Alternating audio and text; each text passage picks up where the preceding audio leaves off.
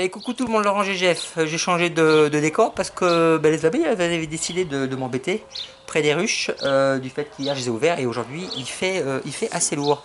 Allez, c'est parti. Je vous fais voir les larves de près. Hop. Alors toujours ici.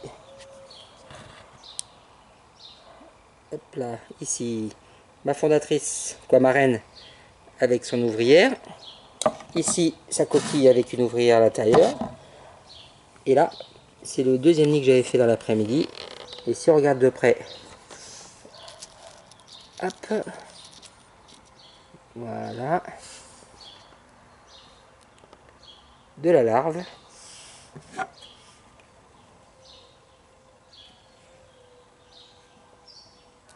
Si je pivote tout doucement, ici, pareil, une larve, une larve maintenant, c'est plus un œuf. Ici par contre c'est un œuf, là, sur cet angle-là. On peut voir son côté.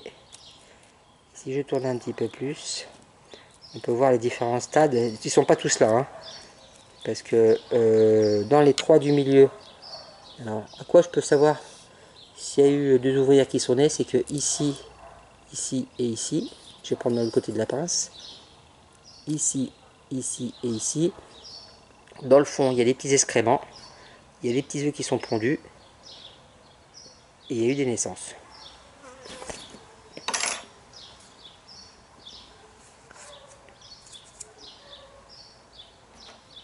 Alors,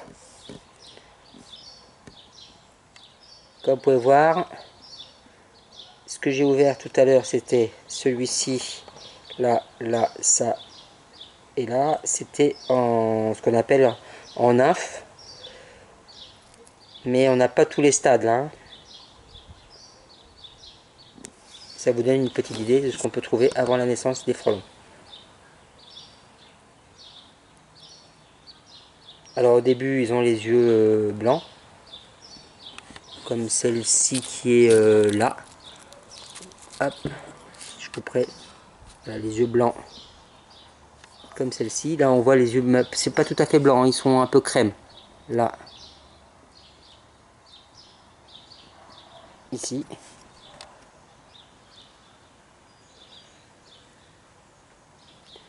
Après, plus ça va évoluer, plus les yeux vont foncer, plus ça va foncer, et puis après, plus l'insecte va prendre sa coloration, et après, sortie d'un frelon.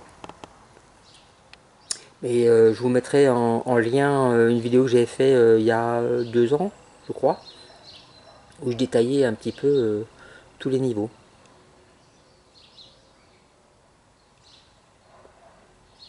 Là, c'est le 8 mai 2019. Il y en a un que j'ai pas des operculés qui est là, vous voyez. On a le stade non des operculés ici. Là, je dirais que celui-ci, il a encore une petite semaine en stade nymphe.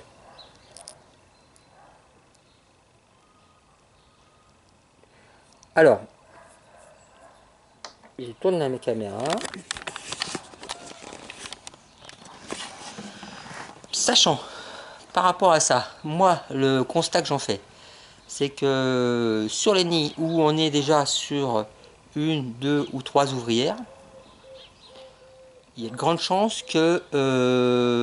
alors là, j'ai un contre-jour, on ne voit pas forcément bien. Ah, c'est mieux comme ça. J'aurais dû faire ça dès le départ. Il y avait un contre-jour. Et moi, je voyais mal dans la caméra. Je reviens sur ce que je disais. Au 8 mai, je fais des nids où on a la reine et 2 à voire 3 ouvrières, voire 4 ouvrières. Ma femme qui se marre à l'intérieur de la maison. Ça, c'est mon avis personnel que je vous donne. Les bouteilles que vous avez mis en place demain ou après-demain, ou aujourd'hui, il y a de grandes chances que si vous voyez des petits individus, beaucoup plus petits, dans les jours qui viennent, ça ne sera plus des fondatrices ni des reines que vous allez piéger, ou peut-être des fondatrices parce qu'elles sont encore en train de chercher de l'alimentation pour les premières ouvrières qui vont naître. C'est un petit peu compliqué ce que je vous dis, mais j'espère que je vais être quand même clair dans mes explications. Je vais recommencer. Ça faisait un faux jour. À aujourd'hui, ma conclusion. Le mieux, ce serait que je mette la caméra sur le pied. C'est peut-être plus facile pour vous parler. Non, on va rester comme ça. Alors aujourd'hui, ma conclusion.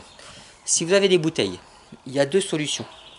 Si vous piégez encore des frelons asiatiques de très grosse taille, ce sont encore des fondatrices qui n'ont pas d'ouvrière.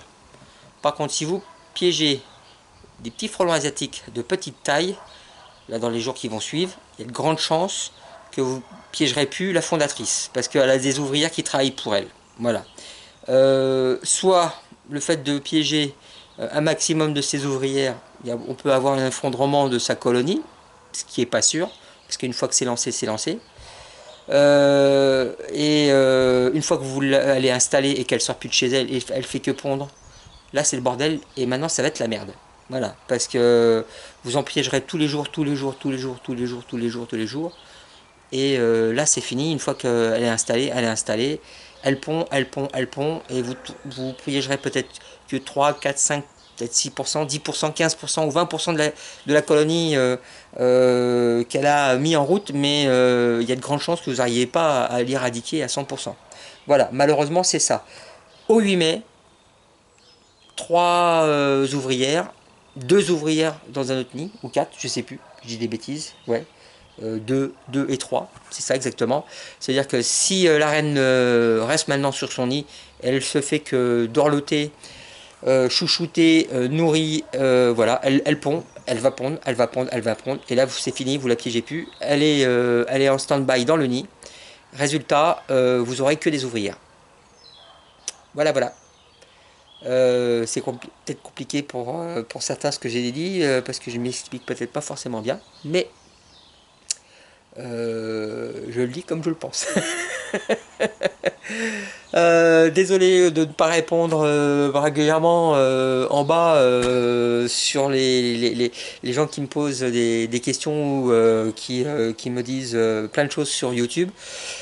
Mon activité, pour ma part, elle s'arrête pas à faire que de la chasse de frelons asiatiques. Mon activité, c'est, hop, on voit très très près, hein, c'est une vie de famille aussi qui est important. Mais ceci dit, je fais aussi énormément de fourmis, que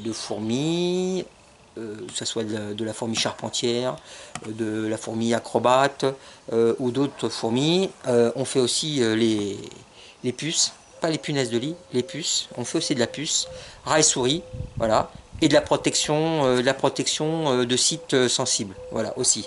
Quand je dis protection de sites sensibles, ça va être des moulins, des partenaires comme des boulangeries ou autres avec lesquels on travaille. Ça fait aussi partie de mon métier, voilà. Et après, on va arriver vraiment sur une période juin, juillet, août, mi-septembre, on sera sur une grosse partie frelon asiatique. Et aussi une chose qui est très importante, c'est que on est aussi apiculteur, c'est-à-dire que je suis voué régulièrement appelé pour des sauvetages d'abeilles. Voilà, sauvetage en essaimage, sauvetage sur cheminée ou sauvetage contre un mur avec un aspirateur abeille, etc., etc. Bon voilà, j'ai parlé beaucoup. C'est le 8 mai. Fais ce qu'il te plaît. Voilà, pour moi, j'ai fait ce que je voulais vous dire en explication.